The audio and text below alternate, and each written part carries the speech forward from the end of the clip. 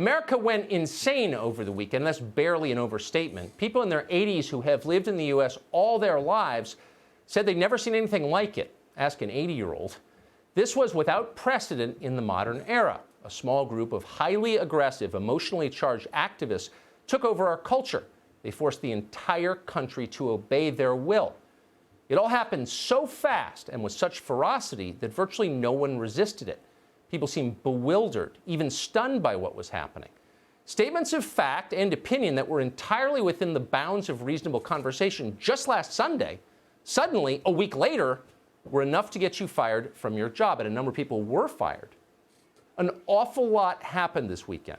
For the next hour, we want to assess the aftermath of it all, suggest what it may mean, and where this country is likely to go from here.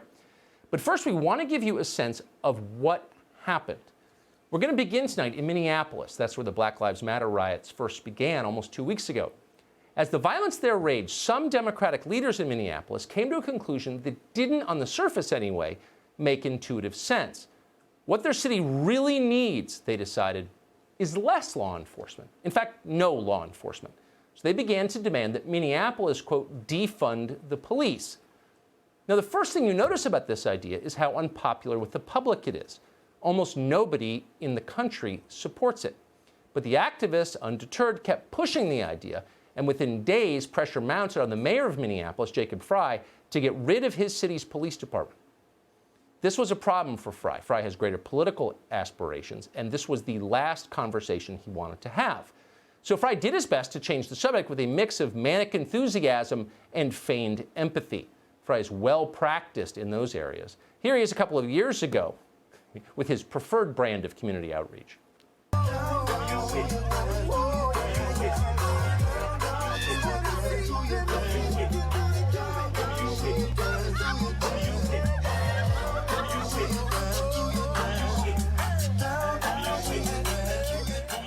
It didn't work, then or now. Activists wanted actual answers, so Mayor Frey tried step 2 in the process, groveling. I've been coming to grips with my own brokenness in this situation, my own failures, my own shortcomings, and I know there needs to be deep-seated structural reform. Again, good try, brokenness. It sounds like a sermon. Give a raise to the staffer who scripted that. But again, no dice. Black Lives Matter, to their credit, wanted a real answer to their question.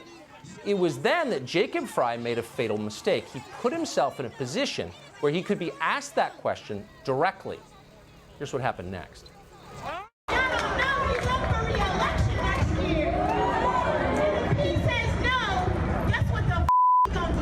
Yes or no, will you commit to defunding Minneapolis Police Department? Abolition of it? What did I say? Yeah, we don't want no more police. No Is more. that clear? I do not support the full abolition of the police. All right! Get the line! You're wasting our time! Get the out of here! Go home, Jacob, go home! Go home, Jacob, go home! Go home, Jacob, go home! What a remarkable piece of tape that is. Has a big city mayor in this country ever been more thoroughly humiliated? Get the F out of here, she screams. Go! Well, the correct answer to that, needless to say, is up yours, lady. I'm not going anywhere. I run this city. Do you doubt that the entire crowd would have cheered Jacob Frey if he'd said that? People always admire resolve, even when they disagree with the point of view. But that's not what Jacob Frey did. Frey slunk away like a child caught doing something filthy. The most telling moment, though, came just before that, when the woman in sunglasses threatened to defeat the mayor in the next election. What does that tell you? It tells you that Black Lives Matter is, in fact, a political party, maybe the strongest political party in the United States as of tonight. Its members believe they can reshape this country, and so far, they're proving to be right. You can always tell which political movements are ascendant, which are headed up, by how straightforward their members and sympathizers are about what they believe. Strong people say what they think out loud. They have no reason not to. They're not embarrassed of their beliefs. They think they're winning. With that in mind, watch this clip from CNN this morning. This is the president of the Minneapolis City Council, Lisa Bender. Bender explains that the desire for safety, the desire not to, for example, have your home invaded by violent criminals, is in fact a sign of racism. Do you understand that the word dismantle or police-free also makes some people nervous? For instance, what if in the middle of the night my home is broken into? Who do I call? Yes, I mean, I hear that loud and clear from a lot of my neighbors. And I know, and myself too, and I know that that comes from a place of privilege, because for those of us for whom the system is working, I think we need to step back and imagine what it would feel like to already live in that reality, where calling the police may mean more harm is done. Hello, police. Armed men are breaking into my home. Help! Shut up, racist! Click! That's the world Lisa Bender is calling for. How many people watching CNN this morning as they got dressed agreed with Lisa Bender? Sure, that sounds reasonable. Calling the police during a break-in definitely qualifies as racism. It's hard to believe, even among CNN's audience, that very many people thought that. It's so obviously nuts. On the other hand, it doesn't really matter at this point what the public thinks about anything. In the case of this idea, many Democratic leaders are already sold on it. Here's former Congressman Keith Ellison on MSNBC over the weekend. Keep in mind as you watch him speak that Ellison is now the chief law enforcement officer in Minnesota. He's the attorney general. Ellison argues here that it's wrong for police to bring guns to domestic violence calls. Seriously. We send out people with guns, and they are there to use deadly force no matter what the problem may be. If the problem is sexual assault, we send somebody with a gun. If the problem is domestic violence, we send somebody with a gun. If the problem is somebody in a mental health crisis, we send somebody with a gun. Okay, we know what you're thinking. That's Keith Ellison, kind of an unfair example. Ellison has long been a crazy person. He was once attached to the Nation of Islam. Back then, he called himself Keith Hakeem. More recently, Ellison endorsed Antifa. Yes, that's all true. But unlike other race-baiting extremists, Keith Ellison may have a promising political future. It's very easy to imagine it. If Joe Biden wins, Keith Ellison could be the Attorney General of the United States. At the very least, he would be first in line to become U.S. Attorney for the state of Minnesota, the top federal prosecutor there. What would happen then? We may live to find out. Again, all of this probably strikes you as wild-eyed craziness, flat earth stuff. Eliminate the police? Really? But things change fast. Look at how quickly they changed just over the weekend.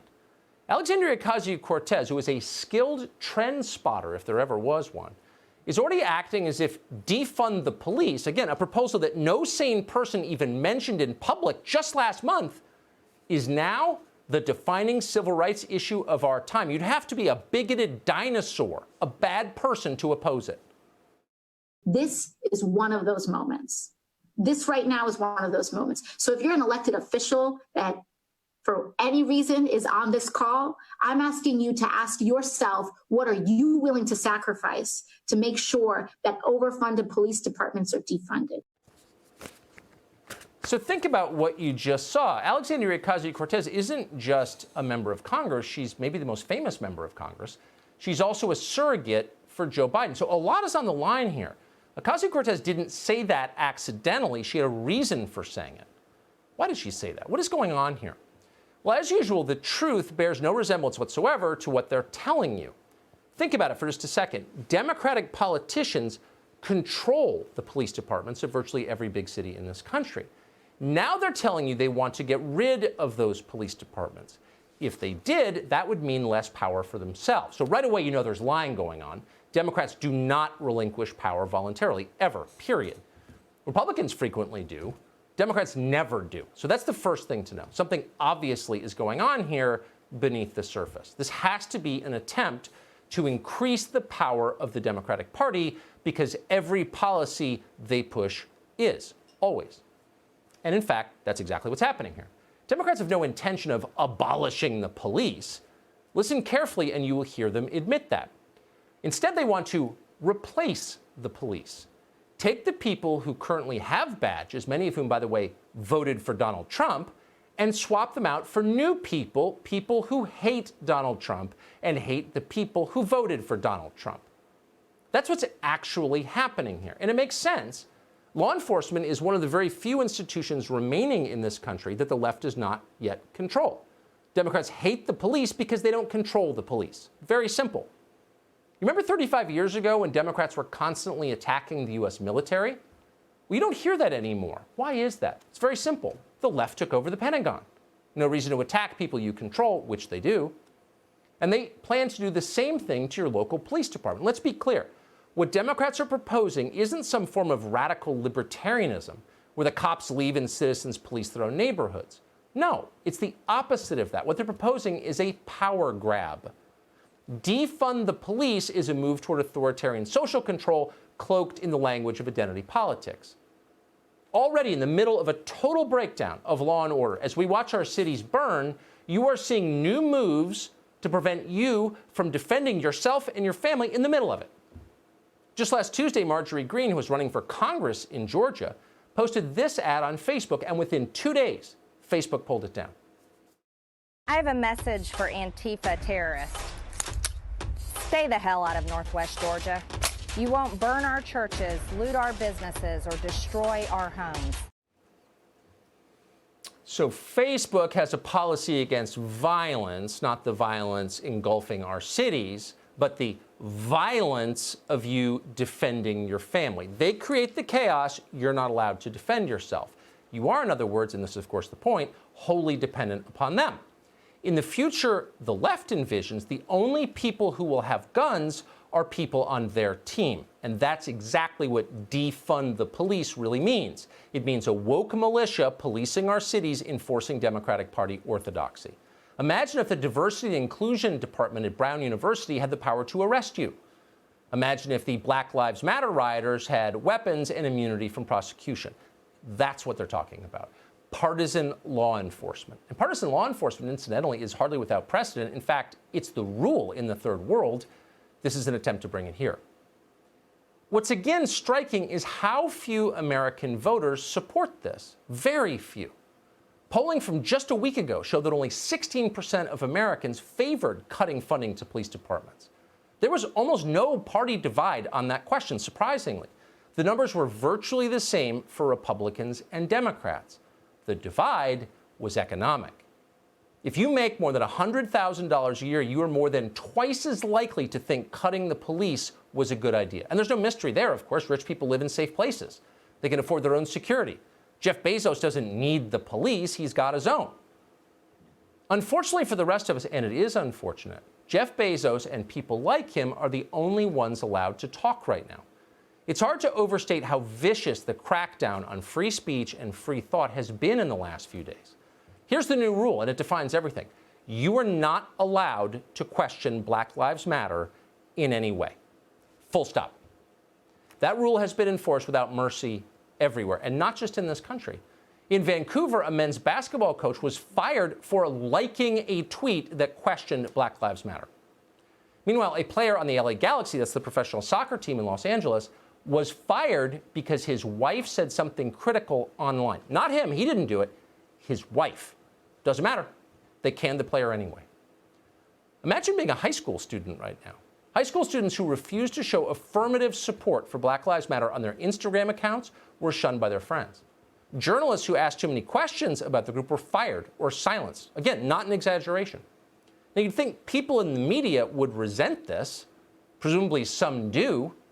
But almost everybody stayed quiet about it. They were too afraid. And some applauded. The New York Times ran an op-ed demanding that people disown their own families if their families fail to support Black Lives Matter enthusiastically enough. Tell your relatives, tell your friends, the author wrote, that, quote, you will not be visiting or answering phone calls until they take significant action in supporting Black lives through protest or financial contributions, end quote. Got that? Sorry, Mom. I know you're old and alone and miss your grandchildren, but we are shunning you until you send more money to Black Lives Matter. In an environment like this, we've never lived in an environment like this, but you can imagine, in an environment like this, most people get the message very fast. And the weak ones are quick to join in, just like the good little red guards they've always been underneath it all. Here's Mitt Romney on the march. A way to end violence and brutality and to make sure that people understand that Black Lives Matter.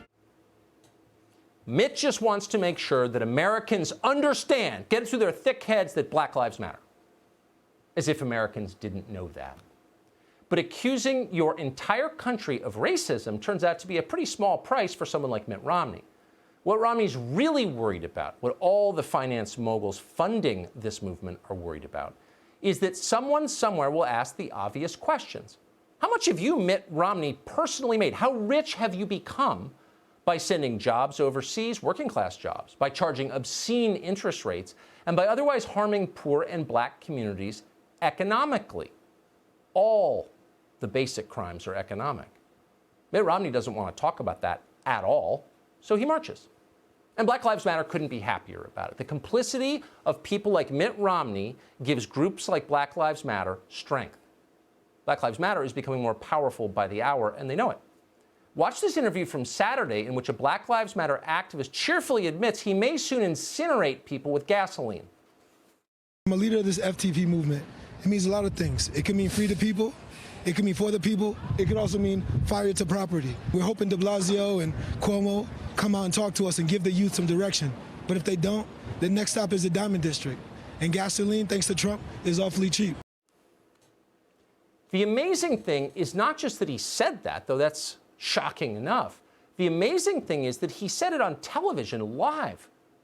He wasn't worried about being arrested. He's not like you at all. You're still not allowed to attend church services or go to big weddings. Too bad you're not friends with D.C. Mayor Muriel Bowser. You could do anything. Bowser just renamed a park near the White House Black Lives Matter Plaza, and nobody criticized her for it. MSNBC practically sent her flowers. Having a mural, Black Lives Matter, in huge block letters across 3 blocks leading up to the White House. As I said to you on a Sunday, badass move that you made. The Black Lives Matter mural is a representation of an expression of our saying no, but also identifying and claiming a part of our city that had been taken over by federal forces. Mayor Bowser was buoyed and gratified by the support she received from her friends over on MSNBC. So she also had Black Lives Matter painted in enormous yellow letters on 16th Street in downtown D.C. Kind of a bold move if you think about it, making a street partisan. Imagine a big city mayor naming a major thoroughfare NRA Avenue or Planned Parenthood Boulevard. Think people would say something about it? It's impressive in a way. But Black Lives Matter wasn't satisfied by it, not even close. The D.C. chapter of the group released a statement attacking Mayor Bowser for not giving them complete control of the city's police department. Quote, "This is to appease white liberals while ignoring our demands. Black Lives Matter means defund the police." Got that? Black Lives Matter means defund the police. Oh, so that's what Black Lives Matter means. No one really explains that. That's their description. And now we know what Intel and Pepsi and Amazon are supporting when they send money. Defunding the police.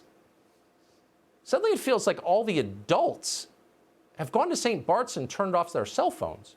Who's running this country? Who's in charge? Anyone? Yet amazingly, some Republicans in Washington seem almost giddy as they watch the country go insane. Democrats have gone too far this time, they'll tell you. We're guaranteed to win in November. You've probably gotten texts to that effect recently from friends. It sounds good, but they're wrong. They're totally and completely wrong on many levels. For one thing, if you care about a country, you've got to try, you have an obligation to try your very best to protect and defend it, no matter who is helped in November. That's what patriotism is. It's not about you, it's about America. But leave aside your moral duty. Even as a matter of pure politics, this is a mindless analysis. It's a stupid calculation. Bad ideas are like cancer. When you ignore them, when you pretend they're not there, when you just assume those ride it out, they spread. Most people, as we noted, currently oppose defunding the police. That's where the polls stand right now. But will they feel that way in 3 months? How about in 3 weeks? In an environment like this, you don't know. Things move fast. NFL Commissioner Roger Goodell once opposed mocking the American flag, kneeling to attack the country as racist. Now Goodell has announced he's with Black Lives Matter. We, the National Football League, admit we were wrong for not listening to NFL players earlier and encourage all to speak out and peacefully protest. We, the National Football League, believe Black Lives Matter. I personally protest with you. So if this is so good for Republicans, explain this. Why does the latest round of national polls indicate that Joe Biden's lead in this race is growing? And that's not a small thing if you plan to live here, if you don't want to live under Attorney General Keith Ellison. So why is it happening? Maybe it's because Republicans in Washington have decided to sit this crisis out. They haven't bothered to explain what's wrong. They haven't bothered to tell us anything about what might be flawed about Black Lives Matter. And they don't plan to, by the way. They're too cynical. They're too fearful. They're going to pretend like it's not happening, repeat platitudes, read bumper stickers on the air, nod solemnly, and do nothing to protect the country. Why would voters reward that? Democrats, by contrast, who are completely wrong, and in fact are leading us down a path that won't end well, are not ashamed in the slightest of what they believe. Day in and day out, they brag about it. Just today, they kneeled in Washington in submission before Black Lives Matter. We are here to honor George Floyd. For those who wish to, we will now kneel for our moment of silence.